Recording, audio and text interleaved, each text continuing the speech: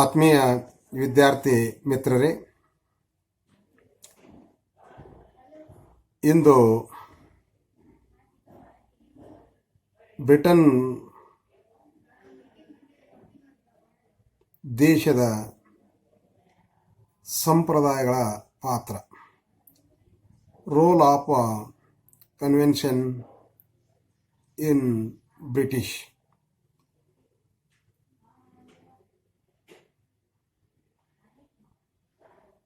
ಸಂಪ್ರದಾಯಗಳು ಬ್ರಿಟಿಷ್ ಸಂವಿಧಾನದ ಮುಖ್ಯ ಮೂಲ. ಬ್ರಿಟಿಷ್ ಸಂವಿಧಾನದಲ್ಲಿ ಸಂಪ್ರದಾಯಗಳ ಪಾತ್ರವನ್ನು ನಾವು ಮೇಲಿಂದ ಮೇಲೆ ಒತ್ತಿ ಹೇಳಬೇಕಾಗಿಲ್ಲ. ಬ್ರಿಟಿಷ್ ಸಮಾಜದಲ್ಲಿ ಪ್ರಚಲಿತವಾಗಿರುವಂಥ ಅಸಂಖ್ಯಾತ ರೂಢಿ, ಪರಂಪರೆ, ಪೂರ್ವಾಚರಣೆಗಳು, ಹೀಗೆ ಹಲವಾರು ಪದ್ಧತಿಗಳನ್ನು ಕೂಡ ಅಲ್ಲಿ ನಾವು ರೂಢಿಸಿಕೊಂಡು ಬಂದಿದ್ದು.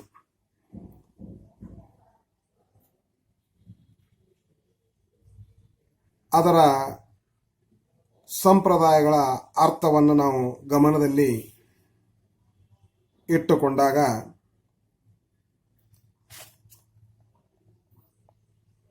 ಬ್ರಿಟಿಷ್ ಸಮಾಜ ಅಥವಾ ಅಲ್ಲಿಯ ಜನತೆ ಹಿಂದಿನಿಂದಲೂ ಕೂಡ ಮಾನ್ಯತೆ ಮಾಡಿದಂತಹ ವಾಸ್ತವಿಕವಾಗಿ ಪ್ರಯೋಜನಕಾರಿಯಾದಂತಹ ರೂಢಿಯಾಗಲಿ, ಪದ್ಧತಿ, ಪೂರ್ವಾಚರಣೆಗಳು, ಒಡಂಬಡಿಕೆಗಳು, ನಿಯಮಾವಳಿಗಳು, ಹೀಗೆ ಹಲವಾರು ಕಾಯ್ದೆಗಳಂತೆ ಪಾವಿತ್ರ್ಯತೆಯನ್ನು ಪಡೆದುಕೊಂಡು ಸಂವಿಧಾನಾತ್ಮಕವಾಗಿ ಬೆಳೆದು ಬಂದ ಸಂಪ್ರದಾಯಗಳು, ಆ ಸಂಪ್ರದಾಯಗಳು ಅಲಿಖಿತ ನಿಯಮಗಳು, ಅವುಗಳನ್ನು ಯಾರೂ ಬರೆದಿಟ್ಟಿಲ್ಲ. ಐತಿಹಾಸಿಕವಾಗಿ ಬೆಳೆದು ಬಂದು ಈ ರಾಜಕೀಯ ನಡವಳಿಕೆ ನೈತಿಕ ನಿಯಮಗಳು, ಆದರೆ ಅವುಗಳು ಕಾಯ್ದೆಯಷ್ಟೇ ಪ್ರಭಾವವನ್ನು ಹೊಂದಿವೆ. ಸಂಪ್ರದಾಯಗಳು ಕಾನೂನುಗಳಾಗದಿದ್ದರೂ ಕಾನೂನುಗಳಂತೆ ಅವುಗಳನ್ನು ಪರಿಗಣಿಸಲಾಗುವುದು. ಕಾನೂನುಗಳನ್ನು ನ್ಯಾಯಾಲಯದ ಮೂಲಕ ಜನರ ಮೇಲೆ ಒತ್ತಾಯದಿಂದ ಹೇರಬಹುದು, ಆದರೆ ಸಂಪ್ರದಾಯಗಳ ಪಾಲನೆ ಇಂಥ ಒತ್ತಾಯವನ್ನು ಹೇರುವಂತೆ ಇಲ್ಲ. ರಾಜಕೀಯ ಚಿಂತಕರು ತಮ್ಮದೇ ಆದ ರೀತಿಯಲ್ಲಿ ತಮ್ಮ ಅನುಭವವನ್ನು, ತಮ್ಮದೇ ಆದ ವ್ಯಾಖ್ಯಾನವನ್ನು ಹೇಳಿದ್ದು ನಾವು ಗಮನಿಸಬೇಕು. ಪ್ರೊಫೆಸರ್ ಡೈಸಿ ಬ್ರಿಟಿಷ್ ಅರಸೊತ್ತಿಗೆ ತನ್ನ ವಿವೇಚನಾಧಿಕಾರವನ್ನು ಚಲಾಯಿಸಲು ಅನುಸರಿಸಬೇಕಾದ ವಿಧಾನವನ್ನು ಗೊತ್ತುಪಡಿಸುವ ನಿಯಮಾವಳಿಗಳೇ ಸಂಪ್ರದಾಯಗಳು. ಇನ್ನೋರ್ವ ಚಿಂತಕ ಡಾಕ್ಟರ್ ಫೈನರ್ ತಮ್ಮ ಅಭಿಪ್ರಾಯವನ್ನು ಹೀಗೆ ವ್ಯಕ್ತಪಡಿಸುತ್ತಾ, ಸಂಪ್ರದಾಯಗಳೆಂದರೆ ರಾಜಕೀಯ ನಡವಳಿಕೆಯ ನಿಯಮಗಳು. ಅವುಗಳು ಕಾನೂನುಗಳ ಮೂಲಕವಾಗಲಿ, ನ್ಯಾಯಾಲಯದ ನಿರ್ಣಯದ ಮೂಲಕವಾಗಲಿ ಸ್ಥಾಪಿತವಾದವುಗಳು ಅಲ್ಲ. ಇವುಗಳನ್ನು ಹೊರಗೆ ರಚನೆ ಹೊಂದಿದವುಗಳು. ಕಾರ್ಯಾಂಗ ಮತ್ತು ಶಾಸಕಾಂಗಗಳನ್ನು ಜನರ ಇಚ್ಛೆಗೆ ಜವಾಬ್ದಾರರನ್ನಾಗಿ ಮಾಡುವ ಗುರಿಯನ್ನು ಅವು ಹೊಂದಿವೆ. ಇದು ಡಾಕ್ಟರ್ ಫೈನರ್ ತನ್ನ ಅಭಿಪ್ರಾಯವನ್ನು ಹೀಗೆ ವ್ಯಕ್ತಪಡಿಸಿದ್ದು. ಇನ್ನೊಬ್ಬ ಚಿಂತಕನಾದಂಥ ಡಾಕ್ಟರ್ ಜೆನ್ನಿಂಗ್ ಸಂಪ್ರದಾಯಗಳನ್ನು ಯಾವ ರೀತಿ ಅಲ್ಲಿ ಜನತೆ ಅಥವಾ ಸಮಾಜ ಯಾವ ರೀತಿ ಅನುಸರಿಸುವಂದಾರ ಅನ್ನೋದಕ್ಕೆ ಒಂದು ಉತ್ತಮವಾದಂಥ ವ್ಯಾಖ್ಯಾನವನ್ನು ಇಲ್ಲಿ ಕೊಟ್ಟಿದ್ದು. ಡಾಕ್ಟರ್ ಜೆನ್ನಿಂಗ್ಸ್ ಇದನ್ನು ಸಂಪ್ರದಾಯಗಳ ಬಗ್ಗೆ ಹೇಳುವಾಗ ಸಂಪ್ರದಾಯಗಳು ಯಾವ ರೀತಿ ಅದಾವಂದ್ರೆ ಅಸ್ಥಿ ಪಂಜರದ ರೂಪದಲ್ಲಿರುವಂಥ ಕಾನೂನುಗಳಿಗೆ ಸಂಪ್ರದಾಯಗಳು ಮಾಂಸ ಮತ್ತು ರಕ್ತ ರೂಪದಲ್ಲಿ ಆವರಿಸಿವೆ. ಅವು ಸಂವಿಧಾನವು ಕಾರ್ಯ ಮಾಡುವಂತೆ ಮಾಡುತ್ತವೆ. ಇದು ತನ್ನ ಅಭಿಪ್ರಾಯವನ್ನು ವ್ಯಕ್ತಪಡಿಸಿದ್ದು. ಇನ್ನೋರ್ವ ಚಿಂತಕನಾದಂಥ ಆಗ್ ತನ್ನ ಅಭಿಪ್ರಾಯವನ್ನು, ತನ್ನ ವ್ಯಾಖ್ಯಾನವನ್ನು ಸಂವಿಧಾನದ ಸಂಪ್ರದಾಯಗಳೆಂದರೆ ತಿಳುವಳಿಕೆ, ಅನುಕರಣೆ ಮತ್ತು ಪದ್ಧತಿಗಳು. ಇವುಗಳೇ ನಿಜವಾದಂತಹ ಸಂಬಂಧವನ್ನು ನಿಯಂತ್ರಿಸುತ್ತವೆ ಹಾಗೂ ಅಧಿಕಾರ ಕಾರ್ಯವನ್ನು ಅವು ಕಾರ್ಯಾಚರಣೆಯಲ್ಲಿ ತರುತ್ತವೆ. ಹೀಗೆ ಹಲವಾರು ಈ ರಾಜಕೀಯ ಚಿಂತಕರು ಈ ಬ್ರಿಟಿಷ್ ಸಂವಿಧಾನದ ಸಂಪ್ರದಾಯಗಳ ಬಗ್ಗೆ ತಮ್ಮದೇ ಆದ ಅಭಿಪ್ರಾಯವನ್ನು ವ್ಯಕ್ತಪಡಿಸಿತು. ಇಲ್ಲಿ ಕಾನೂನು ಮತ್ತು ಸಂಪ್ರದಾಯಗಳು, ಲಾ ಆ್ಯಂಡ್ ಕನ್ವೆನ್ಷನ್ಸ್, ಸಂಪ್ರದಾಯಗಳು ಹಾಗೂ ಕಾನೂನುಗಳ ನಡುವೆ ವ್ಯತ್ಯಾಸ ಉಂಟು. ಕಾನೂನುಗಳು ಶಾಸಕಾಂಗದಿಂದ ರಚಿಸಲ್ಪಡುತ್ತವೆ. ಸಂಪ್ರದಾಯಗಳು ಐತಿಹಾಸಿಕವಾಗಿ ಬೆಳೆದು ಬಂದಂಥವುಗಳು. ಆದರೆ ಇಂದಿನ ಸಂಪ್ರದಾಯಗಳು ನಾಳಿನ ಕಾನೂನುಗಳಾಗಿ ಜಾರಿಯಲ್ಲಿ ಬರಬಹುದು. ಸಂಪ್ರದಾಯಗಳನ್ನು ಜಾರಿಗೆ ತರಲು ಯಾವ ಸಂವಿಧಾನಾತ್ಮಕ ವ್ಯವಸ್ಥೆಯೂ ಕೂಡ ಇರುವುದಿಲ್ಲ. ಅವುಗಳನ್ನು ಜನರು ಹಿಂದಿನಿಂದಲೂ ಅನುಸರಿಸುತ್ತಾ ಬಂದಿದ್ದಾರೆ. ಅವುಗಳನ್ನು ಉಲ್ಲಂಘನೆಯಿಂದ ಯಾರಿಗೆ ಶಿಕ್ಷೆ ಆಗುವುದಿಲ್ಲ. ಅದನ್ನು ನಾವು ಹೋಲಿಕೆ ಮಾಡಿ ನಮ್ಮ ಭಾರತ ಸಂವಿಧಾನ ಮೂಲಭೂತ ಹಕ್ಕುಗಳು ಮತ್ತು ರಾಜನೀತಿ ನಿರ್ದೇಶಕ ತತ್ವಗಳು, ಮೂಲಭೂತ ಹಕ್ಕುಗಳು ಉಲ್ಲಂಘನೆಯಾದರೆ ಸುಪ್ರೀಂ ಕೋರ್ಟಿನ ನಿರ್ಣಯಕ್ಕಾಗಿ ಕಾಯಬಹುದು. ರಾಜನೀತಿ ನಿರ್ದೇಶಕ ತತ್ವಗಳು ಉಲ್ಲಂಘನೆಯಾದರೆ ನಾವು ನ್ಯಾಯಾಲಯದ ಮೆಟ್ಟಿಲುಗಳನ್ನು ಏರ್ಲಿಕ್ಕೆ ಸಾಧ್ಯ ಇಲ್ಲ. ಅಲ್ಲಿ ನೀತಿಯ ತಳಹದಿಯ ಮೇಲೆ ನಾವು ಬದುಕಬೇಕು. ಹಾಗೆಯೇ ಬ್ರಿಟಿಷ್ ಜನತೆ ಅಲ್ಲಿದ್ದಂಥ ಸಮಾಜ ಸಂಪ್ರದಾಯಗಳಿಗೆ ಬಹಳಷ್ಟು ಗೌರವವನ್ನು ಕೊಟ್ಟಿತ್ತು. ನಾವು ಬಸವಣ್ಣನವರ ವಚನಗಳನ್ನು ಅವಲೋಕಿಸಿದಾಗ ಬಸವಣ್ಣನವರ ಸಿದ್ಧಾಂತ, ಅವರ ತತ್ವ ಅವು ನೀತಿಯ ತಳಹದಿಯ ಮೇಲೆ ಇದ್ದವುಗಳು. ಕಾನೂನು ಅಲ್ಲಿ ಯಾವ ಪ್ರಯೋಜನ ಕೂಡ ಇಲ್ಲ. ಕಾನೂನು ಸ್ಥಿರವಾದದ್ದು ಇಂಗ್ಲೆಂಡಿನಲ್ಲಿ, ಅಂದರೆ ಬದಲಾವಣೆ ಮಾಡದ ಹೊರತು ಬದಲಾವಣೆ ಹೊಂದಲಾರದು. ಆದರೆ ಸಂಪ್ರದಾಯಗಳು ಬದಲಾವಣೆ ಹೊಂದುತ್ತಲೇ ಇರುತ್ತವೆ. ಸಂಪ್ರದಾಯಗಳ ಬೆಳವಣಿಗೆಯನ್ನು ಗಿಡದ ಬೆಳವಣಿಗೆಗೆ ನಾವು ಹೋಲಿಕೆಯನ್ನ ಮಾಡುತ್ತೇವೆ. ಯಾವ ರೀತಿ ದಿನಕ್ಕೆ ದಿನಕ್ಕೆ ಹೆಮ್ಮರವಾಗಿ ಬೆಳೆಯುತ್ತದೆ, ಹಾಗೆ ಸಂಪ್ರದಾಯಗಳು ಕೂಡ ಬಹಳಷ್ಟು ವಿಶಾಲವಾಗಿ ಬೆಳೆಯುವುದನ್ನು ನಾವು ನೋಡುತ್ತೇವೆ. ಸಂಪ್ರದಾಯಗಳು ಸಾವಕಾಶವಾಗಿ ಹಾಗೂ ಸತತವಾಗಿ ಅವು ಗಮನಕ್ಕೆ ಬಾರದಂತೆ ಬೆಳೆಯುತ್ತೇ ಇರುತ್ತವೆ. ಆದರೆ ಕಾನೂನುಗಳು ತಕ್ಷಣ ಬದಲಾವಣೆ ಹೊಂದುತ್ತವೆ. ಇಲ್ಲಿ ಸಂಪ್ರದಾಯಗಳ ರೂಢಿ ಪರಂಪರೆಗಳಿಂದ ಅವು ಬಂದಂಥವುಗಳು. ಆದರೆ ಸಾಮಾನ್ಯ ಕಾನೂನುಗಳು ನ್ಯಾಯಾಂಗದ ತೀರ್ಪುಗಳ ಪ್ರತಿಫಲ ಆಗಿದ್ದು. ಇದು ಕಾನೂನು ಮತ್ತು ಸಂಪ್ರದಾಯಗಳ ಮಧ್ಯದಲ್ಲಿರುವಂಥ ಸಂಬಂಧ ಮತ್ತು ವ್ಯತ್ಯಾಸ. ಇನ್ನೊಂದು ಕೆಲವೊಂದು ಪ್ರಮುಖವಾದ ಸಂಪ್ರದಾಯಗಳನ್ನು ನೋಡಿದಾಗ,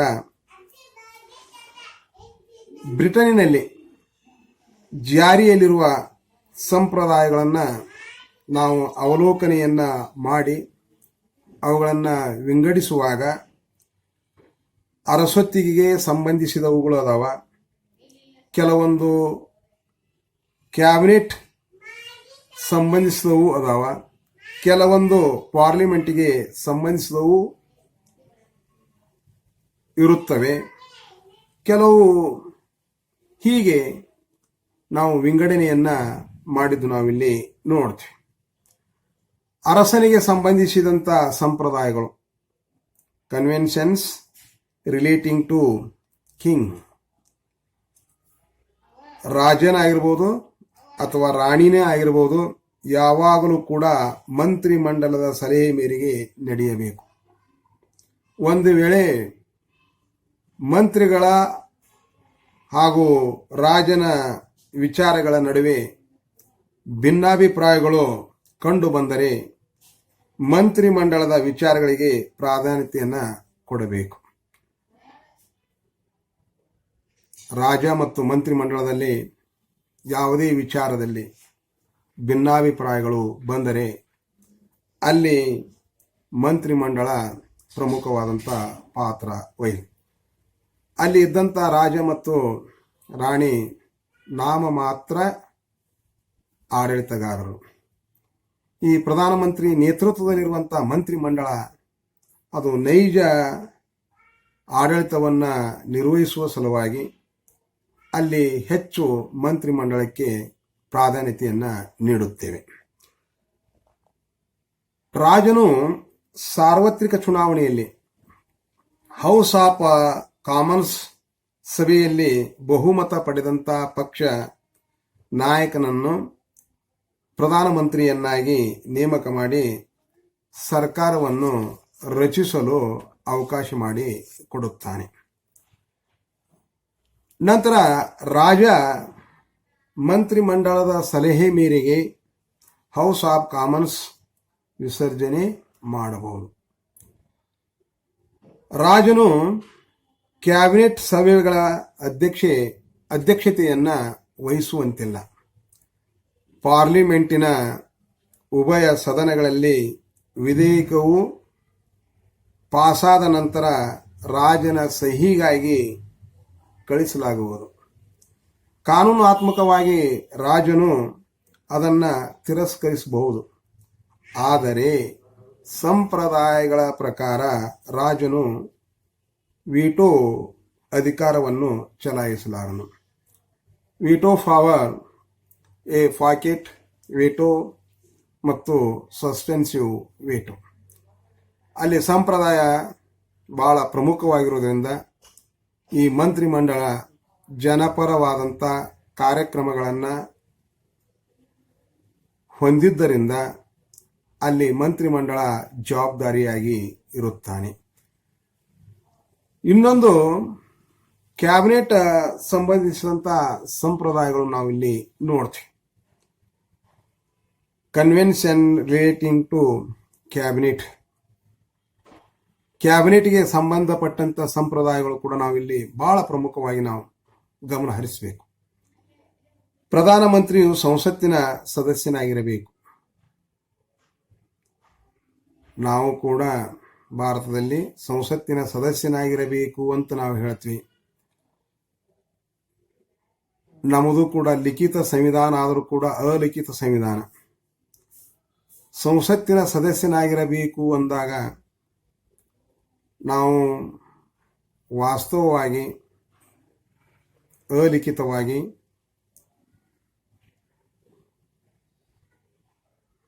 ಇಲ್ಲಿ ಲಿಖಿತವಾಗಿ ಲೋಕಸಭಾ ಸದಸ್ಯನಾದಂಥವನ ಲೋವರ್ ಹೌಸ್ ಸದಸ್ಯನಾದಂಥವ ಪ್ರಧಾನಮಂತ್ರಿ ಆಗಬೇಕು. ನಮ್ಮ ಭಾರತದಲ್ಲಿ ಲೋಕಸಭಾ ಸದಸ್ಯರು ಕೂಡ ಪ್ರಧಾನಮಂತ್ರಿಯಾಗಿದ್ದು ನೋಡ್ತೀವಿ, ರಾಜ್ಯಸಭಾ ಸದಸ್ಯರು ಪ್ರಧಾನಮಂತ್ರಿಯಾಗಿದ್ದು ನಾವು ನೋಡ್ತೀವಿ.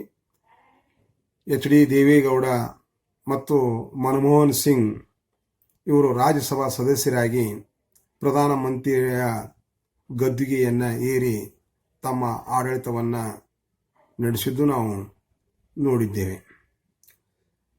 ಅಲ್ಲಿ ಪ್ರಧಾನಮಂತ್ರಿಯು ಸಂಸತ್ತಿನ ಸದಸ್ಯನಾಗಿರಬೇಕೆಂದಾಗ ಕ್ಯಾಬಿನೆಟ್ ತನ್ನ ಎಲ್ಲ ಆಡಳಿತಾತ್ಮಕ ನಿರ್ಣಯ ಮತ್ತು ಕೃತಿಗಳಿಗೆ ಸಂಸತ್ತಿಗೆ ಜವಾಬ್ದಾರನಾಗಿರುತ್ತಾನೆ. ಅವನ ಆಡಳಿತ ಮತ್ತು ಅವನ ನಿರ್ಣಯ ಮತ್ತು ಧೋರಣೆಗಳನ್ನು ರೂಪಿಸುವ ಹೊತ್ನ್ಯಾಗ ಸಂಸತ್ತಿಗೆ ಜವಾಬ್ದಾರಿಯಾಗಿರ್ತಾನೆ. ಸಾಮೂಹಿಕ ಜವಾಬ್ದಾರಿ ಅದು ಮಂತ್ರಿಮಂಡಲದಾದ್ರೆ, ವೈಯಕ್ತಿಕ ಜವಾಬ್ದಾರಿ ಕೂಡ ಒಬ್ಬ ಮಂತ್ರಿಗೆ ಸಂಬಂಧಿಸಿದ್ದು ನಾವಿಲ್ಲಿ ನೋಡ್ತೀವಿ. ಎಲ್ಲಿಯವರೆಗೆ ಹೌಸ್ ಆಫ್ ಕಾಮನ್ಸ್ ಸಭೆಯಲ್ಲಿ ಬಹುಮತ ಇರುವುದಿಲ್ಲವೋ ಅಲ್ಲಿಯವರೆಗೆ ಅಧಿಕಾರದಲ್ಲಿ ಇರುವುದು. ಎಲ್ಲಿವರೆಗೆ ಹೌಸ್ ಆಫ್ ಕಾಮನ್ಸ್ಗೆ ಬೆಂಬಲ ಇರುತ್ತದೆ ಅಲ್ಲಿವರೆಗೆ ಅಧಿಕಾರದಲ್ಲಿ ಇರುತ್ತದೆ. ಒಂದು ವೇಳೆ ಅವಿಶ್ವಾಸ ಗೊತ್ತುವಳಿ ಸಂಸತ್ತಿನಲ್ಲಿ ಪಾಸ್ ಆದರೆ ಮಂತ್ರಿಮಂಡಲ ರಾಜೀನಾಮೆಯನ್ನು ಕೊಡಬೇಕಾಗುತ್ತದೆ. ಇದು ಕೂಡ ನಮ್ಮ ಭಾರತದ ಸಂವಿಧಾನದಲ್ಲಿ ನಾವು ನಡೆದು ಬಂದದು ನಾವು ಇಲ್ಲಿ ಪ್ರಧಾನಮಂತ್ರಿ ಮಾತ್ರ ಹೌಸ್ ಆಫ್ ಕಾಮನ್ಸ್ ಸಭೆಯನ್ನು ವಿಸರ್ಜಿಸುವಂತೆ ಅರಸನಿಗೆ ಮನವಿ ಮಾಡಿಕೊಳ್ಳಬಹುದು. ತುರ್ತು ಪರಿಸ್ಥಿತಿಯ ಸಂದರ್ಭದಲ್ಲಿ ಎಮರ್ಜೆನ್ಸಿ ಪವರ್ ಅಂತ ನಾವು ಹೇಳ್ತೀವಲ್ಲ, ಈ ಆಂತರಿಕ ಅಥವಾ ಬಾಹ್ಯ ಅಂತಾರಾಷ್ಟ್ರೀಯ ಗಂಡಾಂತರ ಪರಿಸ್ಥಿತಿ ಉದ್ಭವಿಸಿದಾಗ ತುರ್ತು ಪರಿಸ್ಥಿತಿಯನ್ನು ನಾವು ನೋಡ್ತೀವಿ. ಆ ಆಂತರಿಕ ಮತ್ತು ಬಾಹ್ಯ ತುರ್ತು ಪರಿಸ್ಥಿತಿಯನ್ನ ಘೋಷಣೆ ಮಾಡುವಾಗ ಮಂತ್ರಿ ಮಂಡಲದ ಸಮಾಲೋಚನೆಗಾಗಿ ಸಂಸತ್ತಿನ ಅಧಿವೇಶನವನ್ನ ಕರಿಬೇಕು. ಇದು ಕ್ಯಾಬಿನೆಟ್ಗೆ ಸಂಬಂಧಿಸಿದಂತ ಸಂಪ್ರದಾಯ. ಈ ಮಂತ್ರಿಮಂಡಲದ ಸದಸ್ಯರು ಸಂಸತ್ತಿನ ಸದಸ್ಯರಾಗಿರಲೇಬೇಕು. ಅವ ಹೌಸ್ ಆಫ್ ಲಾರ್ಡ್ ಆಗಿರ್ಬೋದು, ಹೌಸ್ ಆಫ್ ಕಾಮನ್ ಆಗಿರ್ಬೋದು, ಲೋವರ್ ಹೌಸ್ ಆಗಿರ್ಬೋದು, ಅಪ್ಪರ್ ಹೌಸ್ ಆಗಿರಬೇಕು. ಕಡ್ಡಾಯವಾಗಿ ಆ ಸಂಸತ್ತಿನ ಸದಸ್ಯನಾಗಿ ಇರಬೇಕು. ಪ್ರಧಾನಮಂತ್ರಿಯ ಸಲಹೆ ಮೇರೆಗೆ ಇತರ ಮಂತ್ರಿಗಳನ್ನು ರಾಜನು ನೇಮಕ ಮಾಡುತ್ತಾನೆ. ಪ್ರಧಾನಮಂತ್ರಿಯ ಸಲಹೆ ಮೇರೆಗೆ ರಾಜನಾದಂಥವ ಮಂತ್ರಿಗಳನ್ನ ನೇಮಕವನ್ನ ಮಾಡೋದು ನಾವು ನೋಡುತ್ತೇವೆ. ಮಂತ್ರಿಗಳ ಖಾತೆಗಳನ್ನು ಹಂಚುವುದು ಪ್ರಧಾನಮಂತ್ರಿಯ ಸಂಪೂರ್ಣವಾದಂಥ ಅಧಿಕಾರ.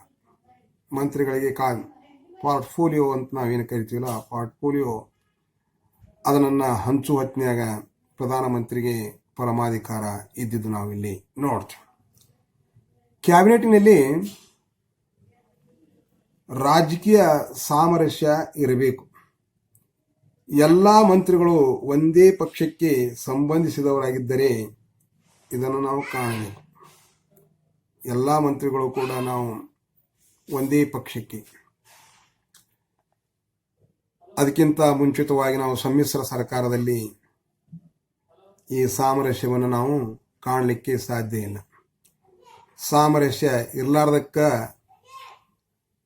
ಕೆಲವೇ ಅವಧಿಯಲ್ಲಿ ಸಂವಿಧಾನಬದ್ಧವಾಗಿ ಕೊಟ್ಟಂತ ಅವಧಿ ಇದೆಯಲ್ಲ, ಈ ಅವಧಿಗಿಂತ ಮುಂಚೆಯೇ ಇವತ್ತ ಕೆಳಮನೆ ವಿಸರ್ಜನೆಗೊಂಡಿದ್ದು ನಾವು ನೋಡ್ತೀವಿ.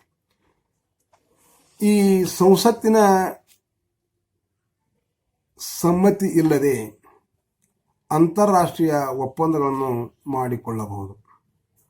ಆದರೆ ಯಾವ ಮಂತ್ರಿಯೂ ಈ ಧೈರ್ಯವನ್ನು ಮಾಡಲಾರನು.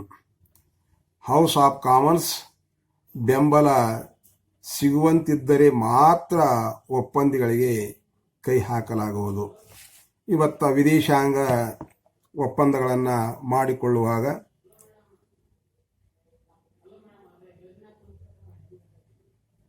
ಆ ಮಂತ್ರಿ ಮಂಡಳ ಇದ್ದಂಥ ಮಂತ್ರಿ ಕೆಲವೊಮ್ಮೆ ಧೈರ್ಯ ಮಾಡದೆ ಹಿಂಜರಿಯುವುದನ್ನು ನೋಡ್ತೀವಿ.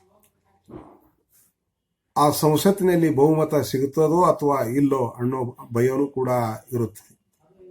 ಕೆಲವೊಂದರು ಸ್ವತಂತ್ರವಾಗಿ ಪರಿಪೂರ್ಣವಾದಂಥ ರಾಜಕಾರಣಿ ಅನುಭವಿ ಇದ್ದಂಥವ ಅದು ನಮಗೆ ವಿಶ್ವಾಸ ಸಿಗುತ್ತದೆ ಅಂತಂದಾಗ ನಾವು ವಿದೇಶಾಂಗ ನೀತಿಯಲ್ಲಿ ಒಪ್ಪಂದವನ್ನು ಮಾಡಿಕೊಳ್ಳಬಹುದು. ಈ ಕ್ಯಾಬಿನೆಟ್ಗೆ ಸಂಬಂಧಿಸಿದ ಪಟ್ಟಂತೆ ಈ ರೀತಿಯಾದರೆ ಸಂಸತ್ತಿಗೆ ಸಂಬಂಧಿಸಿದಂಥ ಕೆಲವು ಸಂಪ್ರದಾಯಗಳು ಕೂಡ ಅದ. ಇಲ್ಲಿ ಪಾರ್ಲಿಮೆಂಟ್ನಲ್ಲಿ 2 ಸಭೆಗಳು ಇರಬೇಕು ಎಂಬುದು ಕೂಡ ಬ್ರಿಟಿಷ್ ಸಂಪ್ರದಾಯ. 2 ಸದನಗಳು. ಹಣಕಾಸಿನ ಮಸೂದೆಯನ್ನು ಹೌಸ್ ಆಫ್ ಕಾಮನ್ಸ್ನಲ್ಲಿ ಆ ಸಭೆಯಲ್ಲಿ ಮಂಡಿಸಬೇಕು. ವರ್ಷದಲ್ಲಿ ಪಾರ್ಲಿಮೆಂಟ್ 1 ಬಾರಿಯಾದರೂ ಸಭೆ ಸೇರಬೇಕು. ಯಾವುದೇ ವಿಧೇಯಕವು ಸಂಸತ್ತಿನ ಉಭಯ ಸದನಗಳಲ್ಲಿ 3 ವಾಚನಗಳ ಮೂಲಕ ಪಾಸಾಗಬೇಕು. ಅದೇ ಬ್ರಿಟಿಷ್ ಸಂವಿಧಾನದ ಸಂಸದೀಯ ಪದ್ಧತಿಯನ್ನು ನಮ್ಮ ಭಾರತದಲ್ಲಿ ಅಳವಡಿಸಿಕೊಂಡಾಗ ಬ್ರಿಟಿಷ್ ಪದ್ಧತಿ ಯಾವ ರೀತಿ ಇದೆ, ನಮ್ಮ ಭಾರತದಲ್ಲಿ ಕೂಡ ಇದೇ ಪದ್ಧತಿ ಕೂಡ ನಮ್ಮಲ್ಲಿ ಮುಂದುವರಿಸಿಕೊಂಡು ಬಂದಿದ್ದೇವೆ. ಅಲ್ಲಿ ಸಂಪ್ರದಾಯಗಳಿಗೆ ಹೆಚ್ಚಿನ ಆದ್ಯತೆಯನ್ನು ಕೊಟ್ಟರೂ ಕೂಡ ನಾವು ಕಾನೂನಾತ್ಮಕವಾಗಿ ಇದನ್ನು ರೂಢಿಸಿಕೊಂಡು ಬಂದಿದ್ದು ನಾವು ನೋಡ್ತೀವಿ. ಸಭಾಪತಿ ಆಯ್ಕೆಯಾದ ನಂತರ ಅವನು ತನ್ನ ಪಕ್ಷದ ಸದಸ್ಯತ್ವಕ್ಕೆ ರಾಜೀನಾಮೆಯನ್ನು ಸಲ್ಲಿಸಬೇಕು. ಆಡಳಿತ ಪಕ್ಷದ ಭಾಷಣದ ನಂತರ ವಿರೋಧ ಪಕ್ಷದ ಧುರೀಣರ ಭಾಷಣಕ್ಕೆ ಅವಕಾಶ ಕೊಡಬೇಕು. ಸ್ಪೀಕರ್ ಆದ ವ್ಯಕ್ತಿ ಮತ್ತೆ ಚುನಾವಣೆಗೆ ಸ್ಪರ್ಧಿಸಿದರೆ ಅವನನ್ನು ಅವಿರೋಧವಾಗಿ ಆಯ್ಕೆ ಮಾಡಬೇಕು. ಹೌಸ್ ಆಫ್ ಲಾರ್ಡ್ ತೀರ್ಪು ಕೊಡುವಾಗ ಲಾ ಆರ್ಡರ್ಸ್ಗಳಲ್ಲದೆ ಬೇರೆ ಯಾವ ಸದಸ್ಯರಿಗೂ ಕೂಡಲು ಅವಕಾಶ ಇಲ್ಲಿ ಇಲ್ಲ. ಹೌಸ್ ಆಫ್ ಕಾಮನ್ಸ್ ಸಭೆಯಲ್ಲಿ ಸಮಿತಿಗಳನ್ನು ರಚಿಸುವಾಗ ಆಯಾ ಪಕ್ಷದ ಸದಸ್ಯರ ಸಂಖ್ಯೆಗೆ ಅನುಗುಣವಾಗಿ ಪ್ರಾತಿನಿಧ್ಯವನ್ನು ನೀಡಬೇಕು. ವಿವಾದಾತ್ಮಕವಾದಂಥ ಮಸೂದೆಗಳು ಇದ್ದರೆ ಸರ್ಕಾರ ಜನ ಆದೇಶಕ್ಕೆ ಅಲ್ಲಿ ಆಚರಣೆಯನ್ನು ತರಲು ಯತ್ನಿಸಕೂಡದು. ಇಲ್ಲಿ ವಿವಾದಾತ್ಮಕ ಮಸೂದೆಗಳ ಬಗ್ಗೆ ಸರ್ಕಾರ ಜನಾದೇಶವಿಲ್ಲದೆ ಇಲ್ಲಿ ಆಚರಣೆಯನ್ನು ತರಲು ಇಲ್ಲಿ ಯತ್ನಿಸಕೂಡದು ಅಂತ ನಾವಿಲ್ಲಿ ನೋಡ್ತೀವಿ. ಜನಾದೇಶವೇ ಇಲ್ಲಿ ಪ್ರಮುಖ ಅನ್ನೋದು ನಾವಿಲ್ಲಿ ನೋಡ್ತೀವಿ. ಇನ್ನೊಂದು ನ್ಯಾಯಾಂಗಕ್ಕೆ ಸಂಬಂಧಿಸಿದಂಥ ಸಂಪ್ರದಾಯಗಳು. ಈ ಹೌಸ್ ಆಫ್ ಲಾರ್ಡ್ ಬ್ರಿಟನ್ನಿನಲ್ಲಿ ಸರ್ವೋಚ್ಚ ನ್ಯಾಯಾಲಯವಾಗಿ ಕಾರ್ಯವನ್ನು ಮಾಡ್ತದೆ. ಆದರೆ ಸಂಪ್ರದಾಯಗಳ ಪ್ರಕಾರ ಎಲ್ಲ ಸದಸ್ಯ ನ್ಯಾಯಾಂಗ ಅಧಿಕಾರಿಗಳು ಚಲಾಯಿಸದೆ ಕೇವಲ 9 ಜನ ಲಾರ್ಡ್ಸ್ ಪೀರ್ ಅಂತ ನಾವೇನು ಕರಿತೀವಲ್ಲ, ಆ ಕೂಡಿದ ಸಮಿತಿಯಿಂದ ಈ ಅಧಿಕಾರವನ್ನು ಚಲಾಯಿಸಬಹುದು. ಇಲ್ಲಿ ಕ್ಷಮಾದಾನ ಮಾಡುವುದು ಅದು ರಾಜನ ಹಕ್ಕು. ರಾಜನು ಈ ಹಕ್ಕನ್ನು ಚಲಾಯಿಸುವ ಮುಂಚೆ ಗೃಹ ಮಂತ್ರಿಯ ಸಲಹೆಯಂತೆ ನಡೆದುಕೊಳ್ಳಬೇಕು. ಇದು ನ್ಯಾಯಾಂಗ ವ್ಯವಸ್ಥೆಯಲ್ಲಿ ಇರುವಂಥ ಸಂಪ್ರದಾಯ. ನಂತರ ಮ್ಯಾಂಡೇಟ್ ಸಂಪ್ರದಾಯಗಳು ಅಂತದಾವಲ್ಲಿ. ಆ ಮ್ಯಾಂಡೇಟ್ ಸಂಪ್ರದಾಯಗಳು ವಿವಾದಾತ್ಮಕವಾದಂಥ ವಿಧೇಯಕಗಳನ್ನು ಸರ್ಕಾರ ಜಾರಿಗೆ ತರುವುದಕ್ಕಿಂತ ಪೂರ್ವದಲ್ಲಿ ಜನತೆಯ ಅಭಿಪ್ರಾಯವನ್ನು ಪಡೆದುಕೊಳ್ಳಬೇಕು. ಯಾವುದೇ ವಿವಾದಗಳು, ತಂಟೆ, ತಕರಾರುಗಳು ಇದ್ದಂಥ ವಿಧೇಯಕಗಳನ್ನು ಅದನ್ನು ಜಾರಿಗೆ ತರೋಕ್ಕಿಂತ ಮುಂಚಿತವಾಗಿ ಜನತೆಯ ಅಭಿಪ್ರಾಯವನ್ನು ಪಡಿಬೇಕು. ಬ್ರಿಟನ್ನಲ್ಲಿ ಈ ಸಾರ್ವತ್ರಿಕ ಚುನಾವಣಾ ಪೂರ್ವದಲ್ಲಿ ರಾಜಕೀಯ ಪಕ್ಷಗಳು ಚುನಾವಣಾ ಘೋಷಣಾ ಪತ್ರದಲ್ಲಿ ತಮ್ಮ ಆಡಳಿತದ ಧೋರಣೆ ಮತ್ತು ಕಾರ್ಯಕ್ರಮಗಳನ್ನು ರೂಪಿಸ್ತವೆ. ಮ್ಯಾನಿಫೆಸ್ಟೋ ಅಂತ ಪ್ರತಿಯೊಂದು ಪಕ್ಷವೂ ಕೂಡ ತನ್ನದೇ ಆದಂಥ ಪ್ರಣಾಳಿಕೆಯನ್ನು ಬಿಡುಗಡೆ ಮಾಡ್ತದೆ. ಚುನಾವಣಾ ಘೋಷಣಾ ಪತ್ರ ಪ್ರಣಾಳಿಕೆ ಅಂತ ಅಧಿಕಾರ ಹಿಡಿಯುವ ಸಲುವಾಗಿ ಜನರ ಕಲ್ಯಾಣಕ್ಕಾಗಿ ಯಾವ್ಯಾವ ಯೋಜನೆಗಳನ್ನು ನಾವು ಮುಂದೆ ಆಯ್ಕೆಯಾದ ನಂತರ ಇಂಥ ಯೋಜನೆಗಳನ್ನು ನಾವು ಜಾರಿಗೆ ತರ್ತೀವಿ, ತಮ್ಮ ಬೆಂಬಲ ಬೇಕು ಅನ್ನೋ ಈ ಮ್ಯಾನಿಫೆಸ್ಟೋ, ಈ ಚುನಾವಣಾ ಘೋಷಣಾ ಪತ್ರದಲ್ಲಿ ತಮ್ಮ ಪಕ್ಷದ ಸಿದ್ಧಾಂತಗಳನ್ನು ಮುಂದಿಟ್ಟುಕೊಂಡು ಜನರಲ್ಲಿ ಮತ ಕೇಳೋದು ನಾವಿಲ್ಲಿ ನೋಡ್ತೀವಿ. ನಂತರ ಈ ಸಂಪ್ರದಾಯಗಳನ್ನು ಏಕೆ ಪಾಲಿಸಬೇಕು? ಇಲ್ಲಿ ಪ್ರಮುಖ ನಮ್ಮಲ್ಲಿ ಸಂಪ್ರದಾಯ ಮತ್ತು ಕಾನೂನು ಅದು ಒಂದೇ ನಾಣ್ಯದ ಎರಡು ಮುಖಗಳಿದ್ದ ಹಾಗೆ. ಇಲ್ಲಿ ಸಂಪ್ರದಾಯಗಳನ್ನು ಏಕೆ ಪಾಲಿಸಬೇಕಂದಾಗ ಸಂಪ್ರದಾಯಗಳು ಅವು ಕಾನೂನುಗಳು ಅಲ್ಲ. ಯಾವ ನ್ಯಾಯಾಲಯವೂ ಕೂಡ ಅವುಗಳನ್ನು ಜಾರಿಗೆ ತರಲು ಒತ್ತಾಯಿಸಲಾರವು. ಒಂದು ವೇಳೆ ಸಂಸತ್ತು ಅವಿಶ್ವಾಸ ವ್ಯಕ್ತಪಡಿಸಿದರೂ ಕೂಡ ಪ್ರಧಾನಮಂತ್ರಿ ರಾಜೀನಾಮೆ ಕೊಡದಿದ್ದರೆ, ರಾಣಿಯು ಸಂಸತ್ತು ಪಾಸು ಮಾಡಿದ ಕಾಯ್ದೆಗೆ ಸಹಿ ಹಾಕದಿದ್ದರೆ ಈ ಕೃತಿಗಳು ಸಂವಿಧಾನ ಬಾಹಿರ ಎನಿಸಿಕೊಳ್ಳುತ್ತವೆ. ಇಲ್ಲಿ ಸಂಪ್ರದಾಯಗಳು ಉಲ್ಲಂಘಿಸುವಂತಿಲ್ಲ. ಹಾಗಾದರೆ ಅವುಗಳ ಹಿಂದೆ ಇದ್ದಂಥ ಶಕ್ತಿ ಯಾವುದು? ಸಂಪ್ರದಾಯಗಳನ್ನು ಉಲ್ಲಂಘಿಸುವಂತಿಲ್ಲ. ಅಲ್ಲಿದ್ದಂಥ ಶಕ್ತಿ ಯಾವುದು ಅಂದಾಗ ಸಂಪ್ರದಾಯಗಳು ಪ್ರಜೆಗಳ ಇಚ್ಛೆಗೆ ಅನುಗುಣವಾಗಿ ಐತಿಹಾಸಿಕವಾಗಿ ಅವು ಬೆಳೆದು ಬಂದವುಗಳಾದ್ರಿಂದ ಸಂವಿಧಾನ ಮತ್ತು ಸರ್ಕಾರಗಳು ಪ್ರಗತಿಪರವಾಗಿ ತೃಪ್ತಿಕರವಾಗಿ ಕಾರ್ಯ ಮಾಡಲು ಸಹಾಯಕ ಆದವು. ಸಂಪ್ರದಾಯಗಳನ್ನು ಪಾಲಿಸಲೇಬೇಕು. ಅರಸ ತಮ್ಮ ಹಕ್ಕುಗಳನ್ನು ಎಂಥ ಸಂದರ್ಭದಲ್ಲಿಯೂ ಕೂಡ ದುರುಪಯೋಗ ಪಡಿಸಿಕೊಳ್ಳಬಾರದು. ಎಂಥ ಸಂದರ್ಭಗಳು ಕೂಡ ಬಂದರೂ ಕೂಡ ಅಲ್ಲಿ ಸಂಪ್ರದಾಯಗಳನ್ನು ಮುರಿಯುವಂತಿಲ್ಲ. ಈ ಪಾರ್ಲಿಮೆಂಟ್ ಅಥವಾ ಸಂಸತ್ತು ಮತ್ತು ಕ್ಯಾಬಿನೆಟ್ ಸಾರ್ವಜನಿಕ ಅಭಿಪ್ರಾಯದ ಪ್ರಕಾರ ನಡೆದುಕೊಳ್ಳಬೇಕಾದುದನ್ನು ಈ ಸಂಪ್ರದಾಯಗಳು ಸೂಚಿಸುತ್ತವೆ. ಸಂಪ್ರದಾಯಗಳು ಬದಲಾಗುತ್ತಿರುವ ಪರಿಸ್ಥಿತಿಗೆ ತಕ್ಕಂತೆ ಸುಲಭವಾಗಿ ಹೊಂದಿಕೊಳ್ಳುವುದರಿಂದ, ಪರಿವರ್ತನಾಶೀಲ ಗುಣ ಹೊಂದಿರುವುದರಿಂದ ಸಂಪ್ರದಾಯಗಳು ಹೆಚ್ಚು ಹೆಚ್ಚು ಹೆಚ್ಚು ಪ್ರಯೋಜನಕಾರಿ ಅನಿಸಿಕೊಂಡಿವೆ. ಇಲ್ಲಿ ಬ್ರಿಟನ್ನಲ್ಲಿ ಸಂಪ್ರದಾಯಗಳನ್ನು ಕಾನೂನುಗಳಂತೆಯೇ ಕಟ್ಟುನಿಟ್ಟಾಗಿ ಪಾಲಿಸಲಾಗುತ್ತದೆ. ಅದಕ್ಕೆ ವಿವಿಧ ಲೇಖಕರು ಅಥವಾ ಚಿಂತಕರು ಬೇರೆ ಬೇರೆ ಕಾರಣಗಳನ್ನು ಕೊಟ್ಟಿದ್ದಾರೆ. ಡೇಸಿ ಅಂತ ಇವ ಚಿಂತಕರು ಸಂಪ್ರದಾಯ ಹಾಗೂ ಕಾನೂನುಗಳು ಪರಸ್ಪರ ನಿಕಟವಾದ ಸಂಬಂಧವನ್ನು ಹೊಂದಿವೆ. ಸಂಪ್ರದಾಯಗಳನ್ನು ಉಲ್ಲಂಘಿಸಿದರೆ ಅದು ಇಂದಿಲ್ಲ ನಾಳೆ ಕಾಯ್ದೆಯನ್ನು ಉಲ್ಲಂಘಿಸಿ ದಾರಿ ಮಾಡಿಕೊಡುತ್ತದೆ.